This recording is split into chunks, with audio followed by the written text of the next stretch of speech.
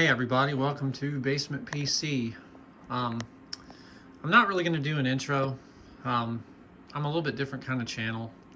I don't like to cover the same things as the mainstream YouTubers do. I think there's a whole lot of misinformation out there concerning PCs and how to build PCs. And I'm not saying I know everything. I've been building PCs for, oh God, probably 30 years. It's just a little bit different than what everyone wants you to believe. There's a whole lot of hardware specs out there that I feel like are, the marketing is what's pushing the hardware and not necessarily the results and the experience. That's, people are building the shiny new pretty things instead of the actual things that work. So I'm gonna show you all a little bit of a demonstration here. This is a little Xeon experiment that we've got together here. It's a $10 CPU on eBay. It's E5 1650 V2. So it's 3rd gen Intel Ivy Bridge, whatever you want to call it. It has an Asus Rampage 4 micro ATX board, which is probably one of the best X79 boards that you can buy for overclocking. It's got a 980 Ti. It's got a little small Corsair 150 AIO or 120 AIO. Nothing special going on. It's got some halfway decent G-Skill RAM in there. Yes, guys, I know it's 4 channels. I don't have a set of 4 sticks that match at this speed. Yes, I know I would get more performance in 4 channels. So before you flame me in the comments, it's because of the actual DDR3 kit that I had. So the stock clock speed on this is 3.5 gigahertz. We're at 4.7 gigahertz on turbo. We have XMP enabled. The timings, I probably could get them tighter than that. It's really like a cast latency of 11. That 911 is tricky. A lot of guys will buy RAM and they'll just look at this cast latency number right here, and they won't take into account what the rest of the timings are. Well, your cast latency is really 11, okay? As far as DDR3, this is pretty decent DDR3. Like it's not the world's best, but it's not the worst. 2133 is the JEDEC spec for DDR4, so that's pretty good. And notice down here it says 2134. That's because if you use Asus boards, the Profile 1 is the optimized Asus profile. Profile 2 is the stock XMP profile. You can see it at 2133. So if I use Profile 1, it does some base clock adjustments to make the latency better, some things like that. So I'm going to take the all-core up to 4.6. Well, let's go to 4.7. I think it has to be 47. Okay. And I'm going to make sure this board, if you ever have these older Asus boards, sometimes they have a bizarre habit of turning on secure boot mode. Okay, thank God. Okay, we're good. Okay, so one of the things I've done with this is I've actually got an NVMe drive in the bottom of it. I think if it ever powers on, we'll see it. But I don't know how well you can see that little adapter down in the bottom there. But that is, there you go, you can see it lighting up there. So that's what happens when you have a drive without native NVMe support. So I basically have Clover bootloader, kind of like on a Hackintosh, where it points it at the EFI on the NVMe drive. Notice the boot times. So it's really, really fast. Right here, 1650 V2, 6-core, 12 thread. I love 8 gadget pack. If you're not using 8 gadget pack, you're really missing out. Notice how fast all this is loading. This is just exceptionally fast. I'm gonna close some stuff here. But this is a computer from 2013, and I just want y'all to see how quickly Call of Duty, for all you COD bros out there, I'm a COD bro too, I like playing Call of Duty as well, but I want you all to see how fast this loads.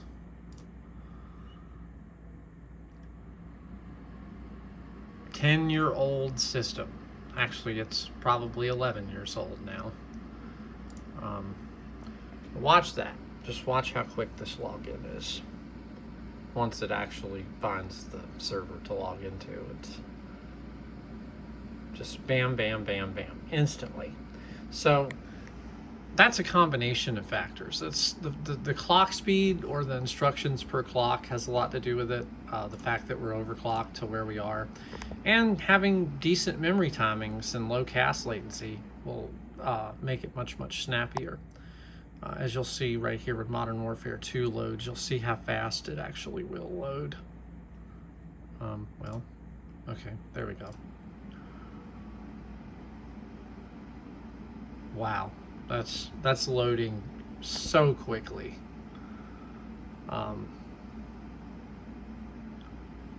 Oh yeah, I mean, the responsiveness of this is pretty impressive. Okay, so we're gonna do, that looks good. FSR2. So we're gonna do ultra settings, native resolution with FSR2, and we're gonna set it to balanced. Now, the 980 Ti is not overclocked at this point, so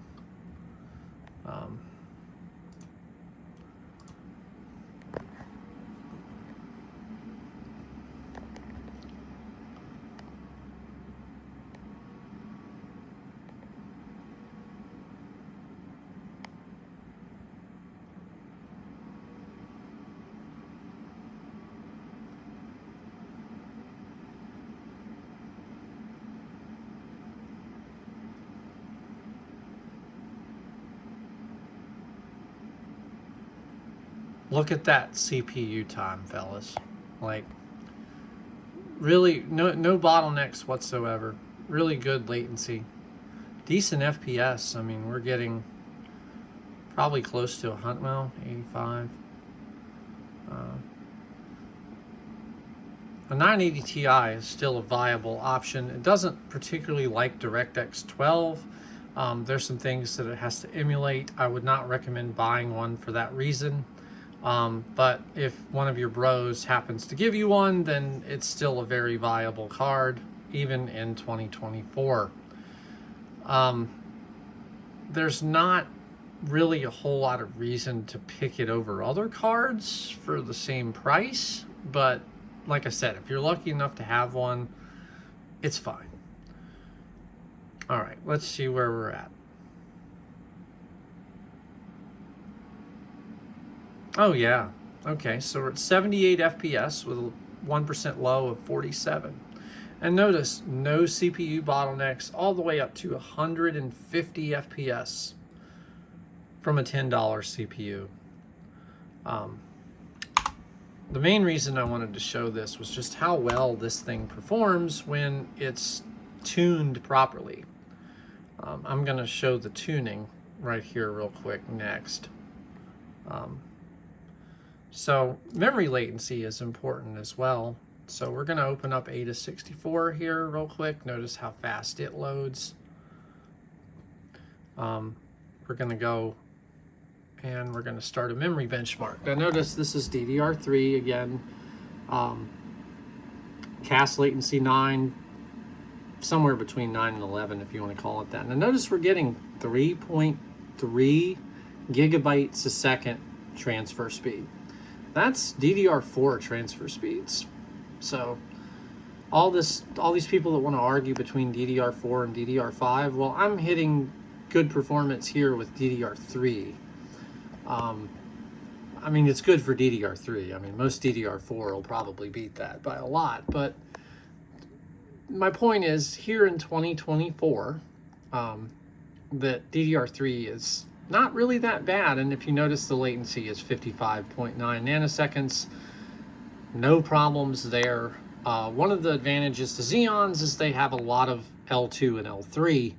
And if you'll notice how much data can get across this cache, that's rather impressive as well.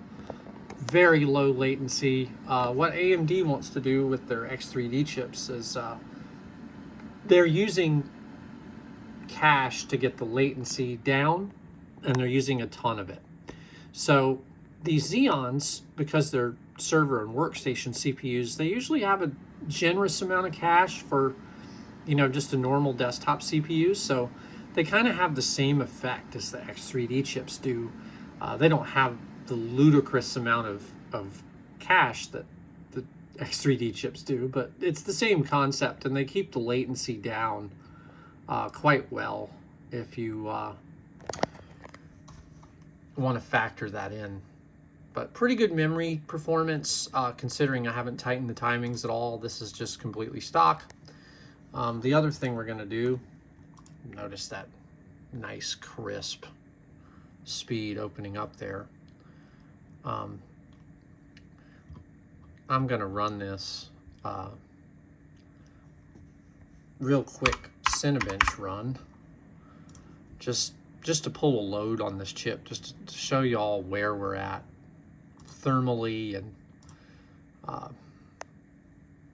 what this old X79 Xeon system will do. 1 minute and start.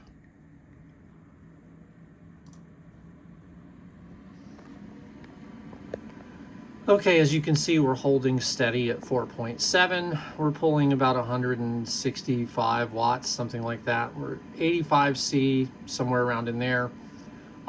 These CPUs will throttle at 90. So they're not like the newer Intel CPUs that throttle at 100, they throttle at 90. So as you can see, for, you know, an 11-year-old CPU, this thing seems to be going through this rather quickly.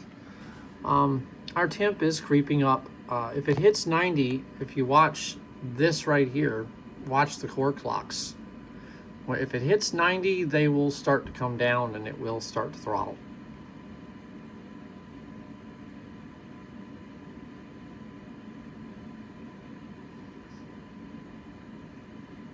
Yep, right there. Did you see that?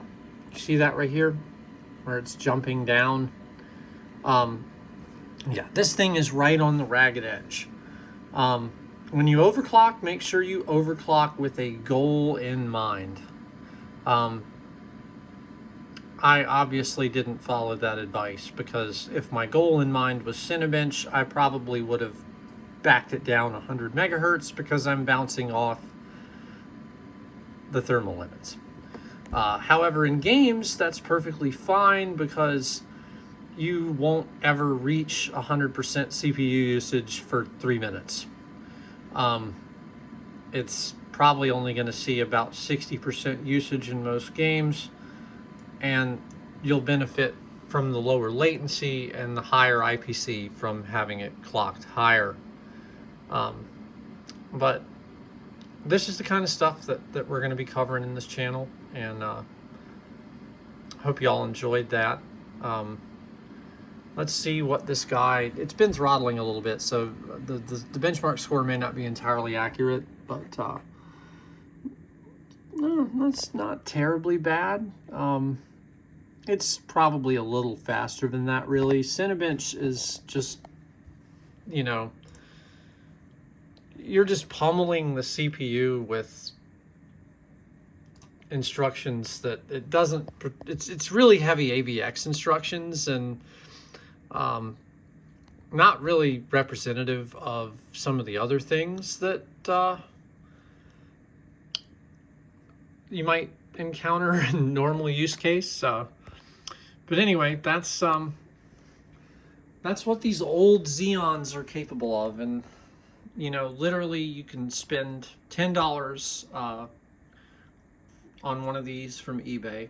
Uh, you can buy these cheap Chinese boards on Amazon for about 65 to 70 bucks that are X79, and probably still get these same results for, you know, you can spend $100 on a CPU and a board, maybe even less than that, little cheap cooler, some RAM, and you can have some pretty good results. It's probably not going to overclock as well as these boards do, but you shouldn't really have any problems once you figure out their BIOS. But there you go. Stay tuned for more content. If you like the video, go ahead and like the video. If you don't, well, you don't have to come back, but I'm still going to make more. So hopefully I'll get some more content like this out, and just let me know your opinion. You know, if you like the video, like the video. If it sucks, tell me it sucks. I'll be back soon. See ya.